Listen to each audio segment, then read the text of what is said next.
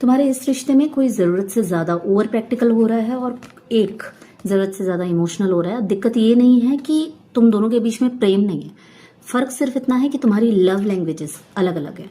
जो इंसान ज़रूरत से ज़्यादा प्रैक्टिकल है उसके लिए ground reality, future, stability, responsibilities ज़्यादा मैटर करती हैं। तो इसे ऐसा लगता है कि मैं अपने सारे काम कर रहा हूँ, सारी जिम्मेदारियां निभा रहा हूँ, इतना ही बहुत है। ये इसके प्यार दिखाने का तरीका है।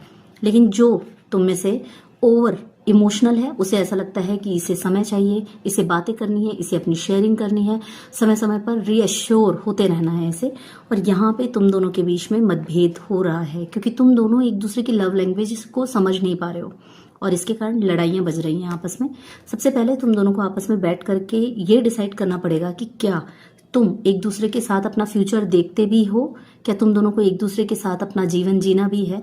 अगर डिसीजन ये आता है कि हाँ भाई तुम दोनों को साथ में रहना है, फिर बैलेंस बिठाने की जरूरत है। तभी तुम साथ में इस रिश्ते को ग्रो कर पाओगे, इस रिश्ते के साथ जस्टिस कर पाओगे, वरना सिर्फ एक दूसरे का सर खाते रहोगे हमेशा एक दूसरे को ब्लेम कर करके। ठीक है, तो जो जरूरत से ज्यादा प्रैक्टिकल है उसे थोड़े से इमोशनल होने की जरूरत है, इमोशंस को समझने की जरूरत है। और जो तुम दोनों में से ओवर इमोशनल हो रहा है उसे थोड़ी सी प्रैक्टिकलिटी के साथ में इस रिश्ते को देखना पड़ेगा और आगे बढ़ना पड़ेगा। तभी बैलेंस बिठा पाओगे एक दूसरे के साथ में और इस रिश्ते के साथ जस्टिस कर पाओगे।